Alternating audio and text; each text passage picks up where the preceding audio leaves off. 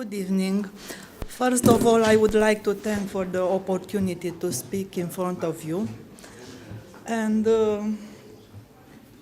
I would like to start to mention that I came here with the point of view of an administrative judge, and this is the reasoning for choosing the theme.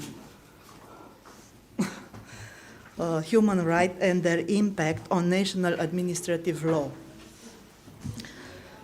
We are living in a dynamic world in which the functions and practices of administration as a main instrument for implementing political and economic options get diversified and tend to have echo beyond the national space. There have also been discussions about a new revolution of the law in the context of globalization. Law has become trade stuff. It goes beyond borders, just like an export product. The rules governing our common life will be increasingly more conceived somewhere else. And those conceived here will serve, in turn, to the building of law in other countries. I quote it now from Julie Allard, Antoine Garapon, from the book Judges and Globalization, A New Revolution of the Law. In general, the doctrine has admitted that administrative law has been born in the Western countries as an effect of social and political movements and of genuine constitutional revolutions taking place in the 17th century. Administrative law is a Praetorian law created by the judicial practice, which has consolidated a corpus of rules applicable to relations between citizens and state authorities. Gradually, the idea that the legitimacy of public power resides in a need to satisfy the general interest has taken shape. At the same time, the principle of responsibility of public power has been proclaimed. Such principle not being strictly limited to the financial dimension for compensation the damages, but has been configured as a right of injured person to act against illegal administrative acts. In the context generated by an overlap of legal orders of the national law with European Union law and with the values protected within the system of the Council of Europe, a European public space takes shape. It is characterized by a multiplication of the sources of law, highlighting the convergences and divergences existing among the member states' administrative system. This is why I believe that the exchanges of information and ideas under the comparative approach of administrative justice isn't just a goal in itself. The control of administrative decisions cannot be an exception in this whole evolution. From a multitude of legislative, doctrinarian, and jurisprudential solutions existing at the national, European, and global level, we can discern the common vein of their positive strengths for an effective jurisdictional control over the public administration. Human rights, democracy, and rule of law are the essential values of the Council of Europe, under the aegis on which many documents have been drafting, the Convention of Fundamental Human Rights being by far the most important. The text of the European Convention cannot be dissociated from the interpretation established by jurisprudence, so that domestic disputes need to be settled in light of the jurisprudence of Court of Strasbourg, which has become a real source of law for national judges. Over time, the rich jurisprudence of the European Court of Human Rights has had over the national law systems both a direct influence consisting of the adoption, amendment, or repealing of legal provisions, and an indirect influence residing in guiding the judicial and administrative practice based on the principle reflected in the decision of the European Court. The importance of the European Convention on Human Rights as a landmark for the entire European space result also from the provisions of the Treaty on the Functioning of the European Union as amended in Lisbon. The Union has adhered to the European Convention on Human Rights and has as general principles of its legal order the fundamental rights guaranteed by the Convention and resulted from the common constitutional traditions of the member states. In turn, the Charter of Fundamental Rights of the European Union, which has currently a binding legal power equal to that of the treaties, strengthens the protection of fundamental rights in the spirit of the society's evolution. Also, the practice of the European Court of Justice from Luxembourg represents a very rich source of inspiration for the interpretation and application of national law in a sense that it's in accordance with the common values and principles of the European space.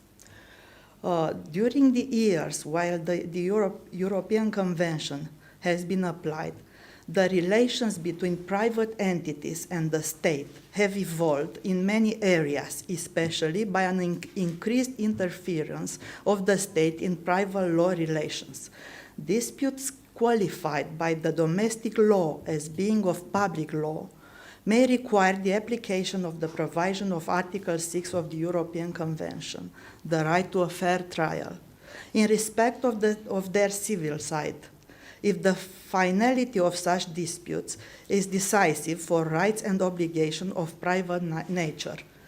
For example, ownership over properties, operation of private clinics, granting of administrative permits for commercial activities and for specific professions. The professional domicile of individuals falls within the scope of protection of Article 8 of the Convention, the right to family and private life. The court upheld that the professional domicile of an individual cannot be separated in all cases from his or her private life, especially when it comes to liberal professions. The concepts of private life and domicile include professional of business location or activities, and Article 8 protects individuals against arbitrary interference of public powers. From the perspective of the right to property protected by Article 1 of Protocol 1 to the Convention, it was decided that the revocation of administrative permits for the operation of a custom warehouse and for export of goods, resulting in the interruption of the company's activities, violated the right to property, if this interference was not for a public interest. Also, it was decided that the sea pilotage license conferred to its holder a legitimate hope to perform an economic activity, and the setting of additional requirements through an order of a line ministry prejudiced that individual's right to property. This was a case against Romania, Pilot Services S.A. Constanța versus Romania. Also, in cases related to immigration, from the perspective of Article 8 of the Convention, the court upheld that there had to be a domestic legal protection measure against arbitrary interference of public authorities with the rights guaranteed by the Convention. Even their national security is involved. The concept of legality and the principle of prevalence of law in a democratic society require that the measures affecting the fundamental human rights be subject to a fair proceeding, if necessary, with appropriate limitation in respect of the use of classified information. I quoted now from two decisions of Court of Strasbourg delivered in two cases against Romania, Lupșa versus Romania, Caia versus Romania in 2006. And finally, the observance of the freedom of expression protected by Article 10 has also been subject to an assessment in disputes related to administrative acts, especially in respect of measures related to the authorizing of radio or television operators, the granting of approvals for distribution of artistic productions, or the conduct of public servant. As I mentioned previously, judicial review of administrative acts has been conceived as a mechanism to protect private persons in their relations with public authorities, and the protection of the fundamental rights and freedoms is one of the aspects of its foundation. In the European Union, the various actions intermingle, because a democratic legal order able to secure the observance of fundamental rights and the protection of minorities requires the state to have a free market economy as well as a solid administration in a legal environment governed by the rule of law principle. In this context, European jurisdictions contribute to the evolution of practice of national courts for administrative litigation, and further on, to the guidance of the conduct of national public administration. Exchanges, ideas, and values have a twofold meaning because, starting from the principles crystallized in the jurisprudence of national administrative courts, the European Court of Justice enunciates the administrative principles with a general value applicable to all member states, which form a common acquis. The administrative law of member states was no longer built exclusively at a national level, as it was subject to multiple European influences, and was in a full and continuous process of harmonization, which could be detected both at the level of the substantive administrative law and at that of the procedure mechanisms protecting the right of those subject to administration. In Romania, in the area of human rights, for situation where there is a conflict between the domestic law and the international treaties ratified by the Parliament, Article 20 of the Constitution established the rule of a direct and on a priority basis application of the international treaties. There are exceptions to this rule in case of more favorable provisions contained in the domestic law.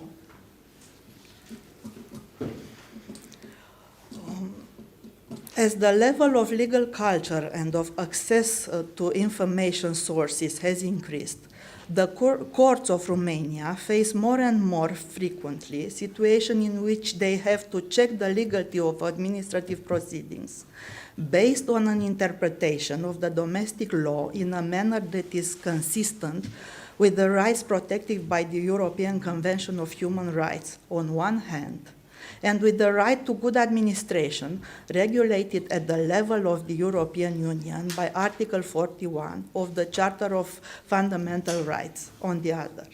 Unfortunately, Romania does not have an administrative procedure code providing at a general level for the right to good administration, but aspects of such right can be found in some special laws. Also, it can be implicitly inferred from some provisions contained in the Constitution, in particular in Chapter 2, Fundamental Rights and Freedom. In my country, the doctrine has highlighted the process of Europeanization of the administrative law ever since the time period prior to Romania's accession to the European Union, when the idea that the national administrative law should remain open to European influences, including its competence area, has been launched. The Europeanization trends have been obvious not only in the substantive administrative law, but also in the administrative organization, administrative proceedings, or in the administrative litigations. The procedural autonomy from which states benefit does not exclude awareness of a set of common values that design genuine principles of the judicial and administrative conduct. Under the principle of subsidiarity, individuals can benefit from rights and freedoms at a domestic level only through the states to which they belong, but national legislations are positively influenced by the international documents on the human rights, and the exchanges of idea and common experience make the distinction between the state jurisdictional systems less absolute. However, none of the aspects presented above can have the expected impact on the efficient functioning of administrative and judicial institutions without education, proficiency, transparency, dialogue, openness to new ideas, and reshaping mentalities. And thank you. This is the final. Thank you very much, Ms. Vice President. And if you could stay on the podium for another minute, we would ask you a few questions. Many of you may not know this, but Romania, from the point of view of ICD, is one of the leading countries, actually, when it comes to culture diplomacy. The first country in the world to actually have an accredited degree program in the field of culture diplomacy. We started with the University of Babeș-Bolyai in Cluj, Romania, later continuing at the University of Bucharest. You may know the president of our Academy for Culture Diplomacy is also Romanian, President Emil Constantinescu, former president of Romania, also former rector of the University of Bucharest. He will be joining us, I think, later today and also be actively participating the coming days. And for many reasons, I really think that there's an innovation in Romania that has led to some very important contributions to the field of culture diplomacy. So that's why I'm also very happy that you took the time to come from the Senate to be with us today. We actually did three conferences together with the Parliament in the beautiful Ceausescu Palace there. I guess the second biggest building in the world. So anyway, a number of very important bridges with the Parliament. So let's take the opportunity to engage the Vice President with questions or comments that you might have, specifically about her speech or other questions also regarding culture diplomacy or Romania. I know it's getting to be the end of the day, but no excuse, so we expect active contributions, questions, or comments for anyone. Don't be shy. Any volunteers? Here, we'll start in the front. Excellent. I understand from your speech that the overall effect of the European Court in Strasbourg was positive on Romanian legal structure. Do you at any time visualize conflicts between the decisions of the Court of Strasbourg and domestic law in Romania? Do you think the Court of Strasbourg always understands correctly the setup of Romanian domestic law? So sometimes in my country, we have this feeling that they are not always well informed on what the situation in the country is. I mean, the overall effect is definitely positive. I mean, they have opened up new ground in human rights, and clearly one follows their teachings when it is. But sometimes they tend also to invade areas which are normally thought to be domestic law more than international law. What's your opinion on that? In Romania, generally the point of view is optimistic. The main effect of the decisions of Court of Strasbourg is positive, especially for the legislation. In the matter of properties, in the matter of measures of private of liberty of the defender in criminal cases. Maybe there are some situations in which the view of Strasbourg isn't very focused, but I can't say that that situation are prevalent. But does the government actually implement the judgments? I mean, easily or is reluctant to implement judgments from Strasbourg? Or sometimes countries tend to be... Generally, yes. But we have many problems in the matter of properties, compensation and properties, but I'm an administrative law isn't just my area of my professional area. That is the domain when the Romanian state doesn't manage to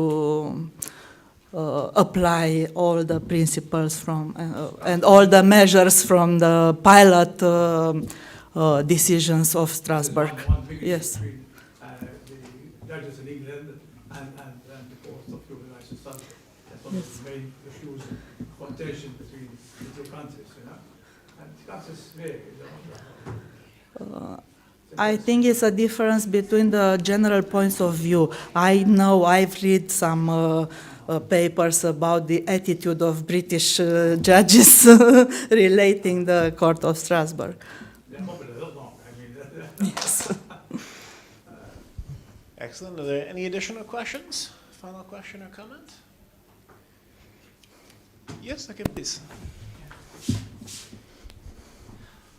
I would like to know if there's also some developments regarding alternative dispute resolutions, like mediation, for example, and if European legislation contributed. Yes.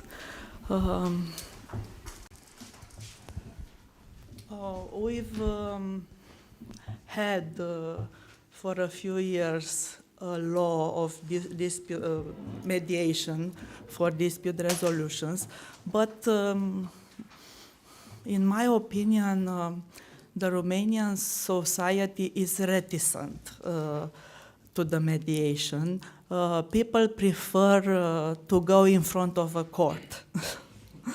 And this is the reason for the great number of cases on the role of Romanian courts.